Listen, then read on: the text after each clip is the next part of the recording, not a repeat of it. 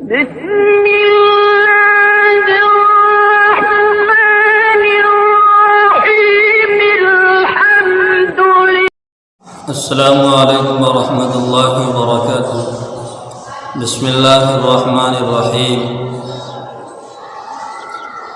اللہ رب العزت کی مقدس کتاب قرآن کریم ہے،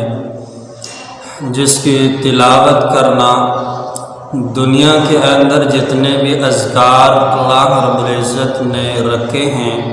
ان تمام اذکار سے افضل ترین ذکر قرآن کریم کی تلاوت ہے. اس لیے قرآن کریم کی تلاوت کرنی چاہیے، کرتے رہنا چاہیے، اور قرآن کریم کی تلاوت کے اندر زیادہ سے زیادہ حصہ لینا چاہیے. اپنے آپ کو جب بھی خالی وقت پائے تو قرآن کریم کی تلاوت کرنی چاہیے. اس لیے کہ قرآن کریم کی تلاوت کرنے والوں کے بارے میں یہ بات آئی ہے کہ ایک انسان دعا میں جو کچھ مانگتا ہے اسے وہی چیز ملتی ہے، اور ایک شخص وہ ہے جو قرآن کریم کی تلاوت کرتا ہے. تو قرآن کریم کی تلاوت کرنے والوں کے بارے میں یہ بات آئی ہے کہ ساری دنیا کے اندر دعاؤں کے اندر جس نے بھی جو کچھ بھی مانگا ہے وہ ساری چیزیں اس قرآن کریم کی تلاوت کرنے والے کے حصے میں لکھ دی جاتی ہے، اور اس کے حصے میں وہ طے کر دی جاتی ہے، مقدر کر دی جاتی ہیں. معلوم یہ ہوا کہ دعا سے زیادہ بڑی چیز قرآن کریم کی تلاوت ہے، کہ قرآن کریم کی تلاوت کرنے والوں کو وہ ساری چیزیں مل جاتی ہیں جو ایک دعا کرنے والوں کو نہیں ملتی. اس لیے کہ دعا کرنے والوں کو صرف وہی چیزیں ملیں گی جو وہ مانگ رہا ہے، لیکن تلاوت کرنے والوں کو وہ تمام چیزیں بھی مل جاتی ہیں جو حافظ قرآن کے لیے یا تلاوت کرنے والوں کے لیے ضروری ہوتی ہیں، لیکن تلاوت کرنے والے کو معلوم نہیں ہوتا کہ وہ چیز میرے لیے آیا بہتر ہے یا نہیں ہے. لیکن اللہ تو جو کہ احکم الحاکمین ہے، ان اللہ علیم بذات الصدور ہے، وہ ہر چیز کو جانتا ہے کہ میرے اس بندے کے لیے کون سی چیز بہتر اور کون سی چیز بہتر نہیں ہے، اور کون سی چیز اس بندے کے لیے بھلائی کی ہے اور کون سی چیز اس بندے کی بھلائی کے لیے نہیں ہے. وہ خوب جانتا ہے، اس لیے بن مانگے بھی اللہ رب العزت اسے وہ چیز عطا فرما دیتے ہیں. تو قرآن کریم کو کس انداز سے پڑھیں؟ تو اس کے لیے بہترین طریقہ یہ ہے کہ جس میں انسان کا اپنا وقت بھی کم خرچ ہوگا، اور 30 پارے چونکہ قرآن کریم کے اندر ہیں تو 30 دن میں قرآن کریم کا دور بھی مکمل ہو جائے گا، کہ ہر پہلی تاریخ کو پہلا پارہ ہوگا، اور ہر 30 تاریخ کو قرآن کریم کا 30واں پارہ ہوگا. یعنی روزانہ مستقلاً ایک پارے کی تلاوت ہو جائے گی. جو طریقہ میں بتانے جا رہا ہوں بہت ہی آسان اور سہل طریقہ ہے. ایک پارے کی تلاوت کرنے کے لیے انسان کو کم از کم 20 منٹ چاہیے، اور 20 منٹ ایک ساتھ بیٹھنا ہر کسی کے لیے یہ آسان نہیں ہوتا، مشکل کام بھی ہے، لیکن بہت اکثر لوگوں کے لیے آسان بھی ہے. لیکن جو طریقہ میں بیان کرنے جا رہا ہوں وہ بہت ہی آسان اور سہل طریقہ ہے، کہ دن کے اندر 24 گھنٹے میں 5 نمازیں ہوتی ہیں، اور ایک پارے کے اندر 20 صفحے ہوتے ہیں. ایک پارے کے اندر 20 صفحے ہوتے ہیں، یعنی حافظ قرآن آپ لیں، اس کے اندر آپ گنتی کے کریں گے تو ایک پارے کے اندر 20 صفحے ہیں، اور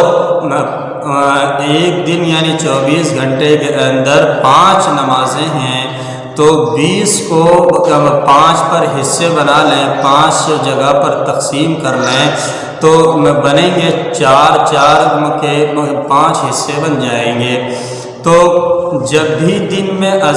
میں یا رات میں اذان ہوتے ہی فوراً ہم اگر مسجد کی طرف چلے جائیں، وہاں جانے کے بعد آرام سے ہم وضو کریں، اور پھر اگر سنن ہدا یا سنن زوائد ہیں تو انہیں ہم اگر دل چاہتا ہے تو انہیں ادا کریں، اور ادا کرنے کے بعد تسلی سے ایک سائیڈ میں بیٹھ کر 4 صفحے کی تلاوت کریں۔ بس 4 صفحے کی تلاوت کرنے کے بعد اس کے بعد جو کچھ چاہیں دل میں آئے ذکر و اذکار کریں، اور اس کے بعد فرض نماز کی ادائیگی، اس کے بعد سنن کی ادائیگی کر کے اپنے گھر لوٹ جائیں۔ پھر جب دوسری نماز کا وقت آئے اور اذان ہو تو پھر یہی طریقہ استعمال کریں۔ اسی طرح سے تیسری نماز میں یہی طریقہ استعمال کریں، چوتھی کے اندر بھی یہی طریقہ استعمال کریں، 5ویں کے اندر بھی یہی طریقہ استعمال کریں۔ تو اس طرح سے 5 نمازوں کے اندر آپ نے 20 صفوں کی تلاوت مکمل کر لی ہے، اور 20 صفحے ہی کا چونکہ ایک پارہ ہوتا ہے تو 24 گھنٹے کے اندر ایک پارے کی تلاوت آپ کی ہو چکی۔ پھر اگلے 24 گھنٹے کے اندر پھر آپ کا ایک پارے کی تلاوت ہوگی۔ اس طرح سے آپ ریگولر اگر عمل بنا لیں، ایک تو اگر آپ حافظ قرآن ہیں تو قرآن آپ بھولیں گے نہیں، قرآن آپ کا دامن آپ سے چھوٹے گا نہیں، اور اگر آپ حافظ قرآن نہیں بلکہ ناظرہ خواں ہیں تو بھی قرآن کریم کے تعلیموں کے اندر آپ شامل ہو جائیں گے۔ قرآن کریم کے اندر جو اللہ رب العزت قرآن کریم کے پڑھنے کے والوں کے بارے میں جو اللہ رب العزت نے انعام اور اکرام کا معاملہ دنیا کے اندر بتایا ہے کہ اگر کوئی تلاوت کرے گا قرآن کریم کو کثرت کے ساتھ، کل قیامت کے دن ان کے ساتھ اعزاز اور اکرام کا معاملہ کیا جائے گا، اور ان کے والدین کے ساتھ بھی انعام و اکرام کا معاملہ کیا جائے گا۔ تو ان لوگوں کے اندر اس تلاوت کرنے والے کو بھی شامل کیا جائے گا، یہ تلاوت کرنے والا بھی اس کے اندر شامل ہو جائے گا۔ اس لیے کہ حدیث کے الفاظ تو قاری ہے، حدیث کے الفاظ حافظ نہیں ہیں، یعنی قاری کے معنی ہے پڑھنے والا۔ تو جو بھی قرآن کریم کو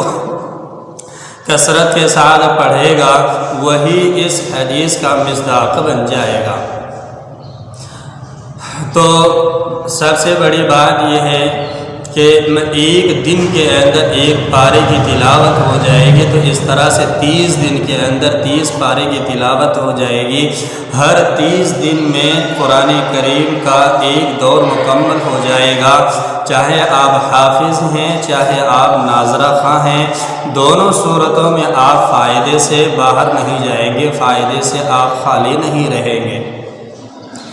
اور دوسری بات یہ ہے کہ آپ کو پھر جب آپ اس طرح سے مستقلاً طور پر قرآن کریم کی تلاوت کریں گے